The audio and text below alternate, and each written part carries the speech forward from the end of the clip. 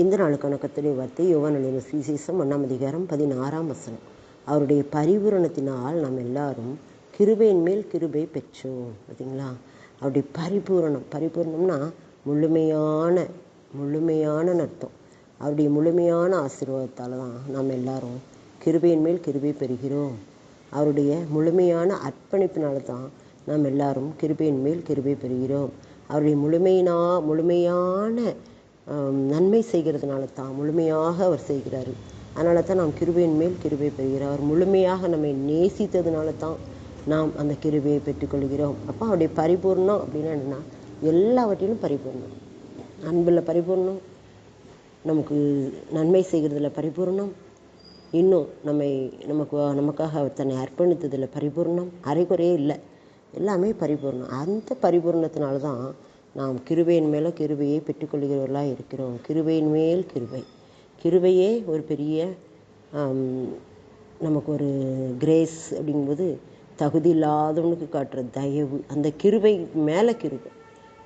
நம்ம ஒவ்வொரு நாளும் அவருடைய கிருபை நம்மை தாங்கி வருகிறது, நடத்தி வருகிறது, வழி நடத்துகிறது, வாழ வைக்கிறது, ஆசீர்வாதங்களை தருகிறது. ஒவ்வொரு நாளும் அவருடைய கிருபை புதிதாக இருக்கிறது. காலை தோறும் அவருடைய கிருபை புதிதாக இருக்கிறது. அவருடைய பரிபூரணத்தினால் நாம் எல்லாரும் கிருபையின் மேல் கிருபை பெற்றோம். அந்த கிருபையின் மேல் கிருபை நாம் பெற்றதுனால, அவருடைய பரிபூரணத்தினால் நாம் அதை பெற்றதுனால, அது நம்மை என்ன செய்து வாழ வைக்கிறது, நம்மை வழி நடத்துகிறது, நம்ம மேலே அன்பு செலுத்துகிறது, நமக்கு ஒத்தாசை பண்ணுகிறது. அதை நாம் என்ன செய்ய உணர்ந்து கொள்ள வேண்டும். எப்படி எனில், நியாயப்பிரமாணம் மோசேயின் மூலமாய் கொடுக்கப்பட்டது, கிருபையும் சத்தியம் இயேசு கிறிஸ்துவின் மூலமாய் உண்டாயின. கிருபை அப்படின்னாலே இயேசு கிறிஸ்து தான். மோசே காலத்தில் நியாயப்பிரமாணம்னா கண்ணுக்கு கண், பல்லுக்கு பல், தப்பு செய்த தண்டனை உடனே, அந்த மாதிரி இருக்கும். ஆனால் இப்போ கிருபையும் சத்தியமும் இயேசு கிறிஸ்துவின் மூலமாய் உண்டாயின. இப்போ நமக்கு எந்த தவறு செய்தாலும் உடனே நமக்கு தண்டனை கிடைக்குதா? இல்லை.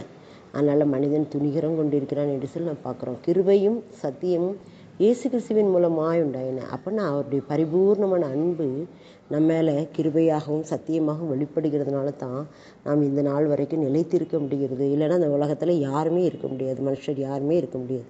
அவர் எவ்வளோ கிருபையாக பரிபூர்ணத்தினால நம்மை கிருபையின் மேலே கிருபை கொடுத்ததுனால நாம் இன்னும் என்ன செய்கிறோம்? ஆசீர்வதிக்கப்படுகிறோம், வாழ்ந்து கொண்டிருக்கிறோம். அவருக்காக என்ன செய்கிறோம்? உழைக்கிறோம், ஓடுகிறோம். அவருக்காக நாம் என்ன செய்கிறோம்? நன்மையான காரியங்களை செய்யணும் விரும்புகிறோம்.